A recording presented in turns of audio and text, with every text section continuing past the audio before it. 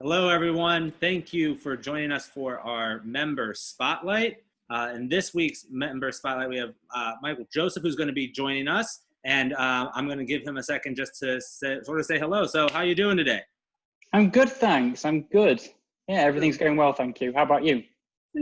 Can't complain. Or even if I did, who would really be around to listen? It's a good day so far.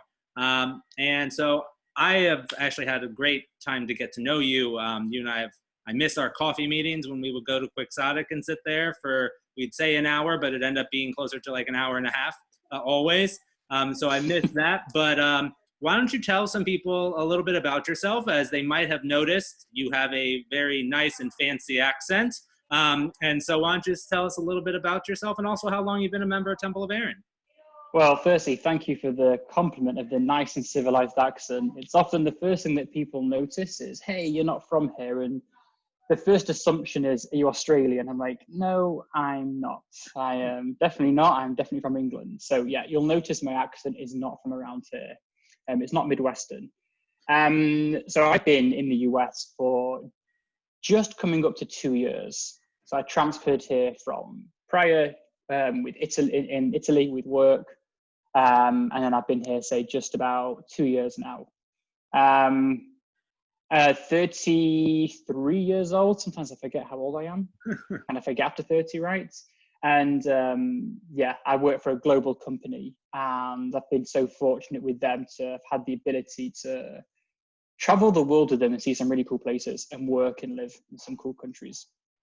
That's really cool. I mean, amazing just to hear that you transferred from Italy, which is a detail that I knew, but I forgot even now, like in the time that we Yeah. knew each other. And so no, that's really amazing that to have a job that allows you to sort of get to do different and sort of fun things. Yeah, I mean, obviously, and so how long have you been a member of Temple of Aaron? So I kind of started, it's a bit of an interesting story. I started kind of seeking out Temple of Aaron by trying to open up to kind of connect with younger professionals. And I think the first thing I came across was taxi, right? And the connections there are kind of interesting as well, as we know, through my fiance and the family. And that was really what kind of got me interested in the community aspect of Temple Aaron. I think we officially became members, I think the beginning of this year. So what's that, like 6-7 months now? Mm-hmm.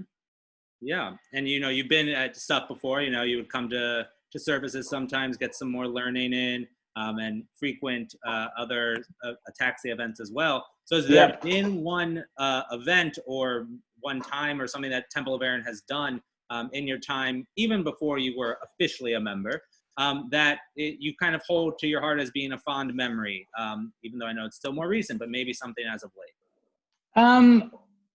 Yeah, I think that for me, kind of like one of the defining moments of me going, yeah, this is the place that I feel like I belong, was once you and I got more time getting to know each other, when you said, just come along to a service. It's open to anyone. If you just come for breakfast, and let's be honest, Jews, we love to eat. So I was like, great, Shabbos morning, I get breakfast at Temple, I'm going. So I think that for me was kind of, I remember ringing my parents being like, I've just met like a really cool, down-to-earth rabbi, super welcoming. And I think this is kind of what I want to explore as kind of the community I want to belong to. So that was really the kind of the door that was open to me that made me believe that this is the right step. Great. Yeah. I mean, it's true. I remember that conversation and just saying, come for breakfast, come for lunch, just come and eat and just come meet people. And it'd be a great thing, which is something that, God willing, sometime in the future, we'll be able to sort of have that similar experience again. Please, God. Yes, for sure. Yeah. And I mean, as we all know, life has been thrown up into chaos at some point, and now we're sort of adapting and getting more used to it. But there's still some things that we might be missing, or some things that we didn't expect to be missing. As right before we started, I'll pull down the fourth wall. Right before we started this call, I shared mine with you, which was passing by someone, and I still have the reflex to sometimes smile as I'm passing by, and I'm like, oh wait, I have to like actually wave or do a head nod because now you can't see my mouth and if I'm smiling. And so that's something that I found for myself was something that I didn't expect to miss, or has maybe I realize it now more. I'm curious what it might be for you. And it doesn't have to be related to Temple of Aaron. It can be society in general. Yeah, I think the one thing I always come back to, I think we spoke about it prior to this, is everything now that you do, there has to be far more intentionality behind it, right? You've got to really think about your actions, the consequences of those actions. Even something like going to a grocery store, you know, it's a case of, have I got my wallet? Have I got my keys? Oh, I forgot the mask. I've got to go back and get it. So I think there's that kind of level of mental constant drain of thinking about everything we do. So I guess in some ways, the one thing I've missed outside of what's happening here is just that the ability to go somewhere, not really think about what I have to plan for to get there, right? And just the social aspect of it. But I think everyone's kind of missing that side of it. But for me, it's really the intentionality is an extra level of thinking that never had to happen beforehand. Yeah, it is true. It's really draining to constantly check, do I have absolutely everything, right? Like, right. Yeah, you know, we've all had those moments where it's like, oh, I forgot my headphones when I'm going to the gym, or my water bottle, and you're just like, all right, fine, I can keep going. But like now, if you forget your mask, you're like, April, this just happened to April the other day. She was like out of the building, already on her way to work. And she then realizes halfway to her stop on the train, to get to the train, she's like, I don't have my mask. And has to U-turn, comes all the way back, comes up, not very happy at that point. And it's just true, like the ability to not think about going somewhere and just be like, oh, I have my keys and probably my wallet, but like, and that's sort of that's changed. And being someone who's fairly at times can be quite scatterbrained, I have to, same way that people have, say, like a lip balm for the car and a lip balm for the house and a lip balm for the office, I've got like a mask in the car, a mask in the gym bag, like a mask in the house. So there's always a mask somewhere that I know that if I'm out and about and I forgot my car, so I always keep a spare one in the car just in case for that reason. Yeah, that's, I mean, for sure. I even, in that morning when April came back, I was like, well, just keep one in there. We don't wear them all the time. Like, just keep one in there and just don't forget it often. And then it'll be okay. Exactly. It's just that extra thing. You're right. And the intentionality of just everything that we do now is just so high. Yep. And that the one thing that I think a lot of us have been able to do to allow us to not have to overthink so much, maybe, is either binge watching TV or shopping via Amazon, where you're just like, all right, I've done enough. I want to turn the brain off. Let me put something somewhat mindless in. And is there something that you've watched that you just were like, maybe it was like way better than you thought it was, or was there like a weird show that you watched, or a purchase that you from Amazon or from anywhere else that you're just like, I never would have ordered this otherwise, but since I'm in my house all the time, what do I need to order? So I'm curious what yours is. Yeah, Amazon's definitely had quite a bashing, right, over the last few months. But often it's just random stuff for the dog, like dog toys and chew toys and stuff to keep him occupied as well. From a TV perspective, we have spent probably far too much time watching Netflix. And I think we binge watched very quickly the whole of The Sopranos. I'd never watched it. And I was like, you know what, it's time to get into this. Everyone talked about the hype of The Sopranos. So we watched that, and that was that kept us occupied for a good couple of weeks. And amongst all of that, just the usual stuff that everyone's watching. It's trying to find something new is becoming more of a challenge because I've watched so much. Well, that's the thing. It's like so we've been watching Netflix, but we've also been watching our direct TV. And like in the middle of like one weekend, like April put on this show that like I had maybe watched like a couple episodes before and like knew about it. And it's called Las Vegas, and it follows an owner. The casinos. The casino. So like of the one like following the Montecito. It was a great TV show. Great TV show. I used to love Las Vegas. Yeah. So we recorded. They did one day. We happened to catch it. I was like, oh, maybe I'll like hit record for whenever it's on. So they did a marathon where they played the entire series. And so we had the entire series recorded on our DVR, and we just finished it like last week. And I was like, that's the weirdest thing I've done, because it's not a new show. No. You can't even find it probably on a lot of streaming services. And it was just because April came across and I was like, I've now watched all of Las Vegas. It's funny because I have the same problem with like Instagram and Facebook and Reddit. Like you can get into this kind of like the dark hole of social media where before you know it, like half an hour's passed and you've been watching videos of like animals doing stupid things. And, you know, that's the potential danger side of what we're doing is there's a lot of time sitting around and you're just sort of mind-numbingly flicking through stuff and yeah, half an hour's gone. So you got to pull yourself out of the media, either TV, computers, or phones, and try and find an outlet somewhere else that you can spend time doing. I know that's so true, and it's just like I'm just like, oh, I've watched this random thing. It's called the Try Guys. I follow them, and they like do all these different things, and I like follow them. It's like, how did I just spend an hour watching Facebook videos? That is not okay. Yeah, YouTube. Right. And then, but you mentioned like, what's that? We each need something to try and draw us out. Right. And so, you know, for April, she's gone back into making blankets for like a lot of people and just having that as a fun sort of hobby to be doing when she's home. So that mindless activity.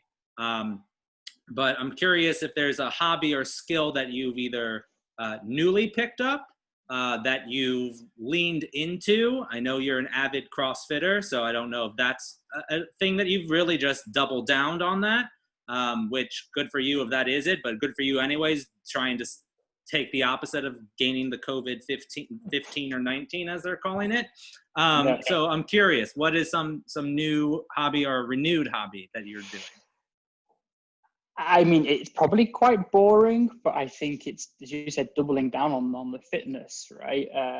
When everything was really shut in quarantine, we kind of pivoted our workouts and we did a lot more stuff outside and there's a lot more running and using the pull-up bars. And as you know, CrossFit's a very significant part of my life, not just for the kind of physical benefits, but also mentally. It's a great kind of meditation period for me. So especially in all this kind of weird crisis, I'm so far removed from my family right now with this barrier that we can't even travel to each other.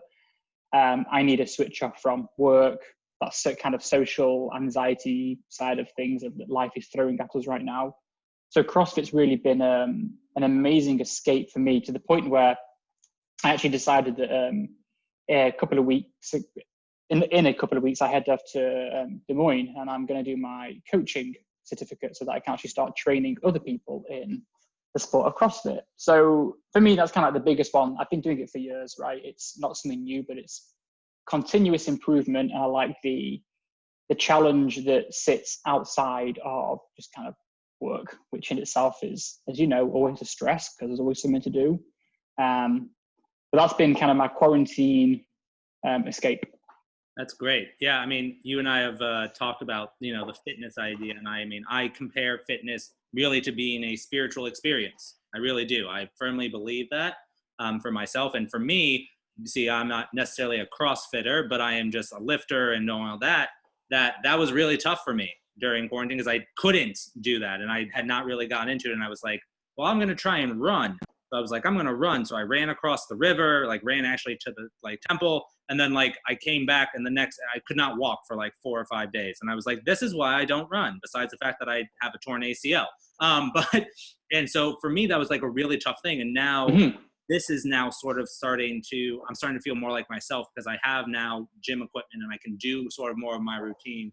Also, it helps that I don't have a 4-year-old trying to say, I want to work out with you when I'm working out at home also. So that has been helpful, but it's good to now sort of get that a spiritual experience that I had been missing out during this time. Right. And that's interesting you say that because, we talk about fitness, and fitness, if you look at kind of its true definition, often you can start thinking about the physical aspect of it. So there's the word that I prefer to use is more wellness. Right. And I think wellness kind of encompasses the idea of your mental health, your clarity of mind, but also the physical aspect, whether it's muscle strength or it's cardio, respiratory systems. And I think it's whatever your outlet is when it comes to exercise being Running, cycling, just lifting, if you're doing something that's giving you that feeling of wellness, then keep on doing it. Right. Because fundamentally, that's going to benefit you. It's like the investment. It's not now, it's the 5, 10, 15, 20-year investment, because you're going to be fitter and going to be stronger as we all become more old and decrepit. Yeah, right. I mean, it's tough, Right. and it's getting, and that's the thing. It's, I mean, starting younger. You know, while I just made fun of Arya, kind of, you know, asking to work out and doing it when she's at school, like she has yoga, she has, That's amazing. and it's because now it's going to be tough if she never did anything physically active, you know, to then all of a sudden be like, yeah, head to the gym. You know, my family sort of is, my father started to go later in life, but it was not easy. It's not as easy to sort of jump into it. So yeah, no, it's great. And I'm glad to hear that you've been able to double down, and also that you're going to be trying to get into a place to teach and instruct other people. I just know how meaningful that can be as well. Yeah. Then, you know, and for me, it's not about financial reimbursement. It's more about, it's another avenue where you can help other people achieve something in life, right? So if it's once a week, twice a week, and people can start building that into their daily routines, it's for anyone. Exercise is for everyone and anyone. Right. You know, ability is only measured by your motivation to turn up and do something. Right. That's amazing. Well, I wish you the best of luck on that. Thank you. And also for everybody who's watching, in a couple months, you know who to go to when you have a desire to be trained in CrossFit or just general wellness. Mike is great. He will definitely help you. And also just thank you for taking time. I know it's, you know, in a busy day, as every day seems to be that way now also. And so I just want to thank you and thank everybody also for tuning in on either YouTube or on our Facebook page and learning about Mike through our member spotlight. So thank you again. Thank you.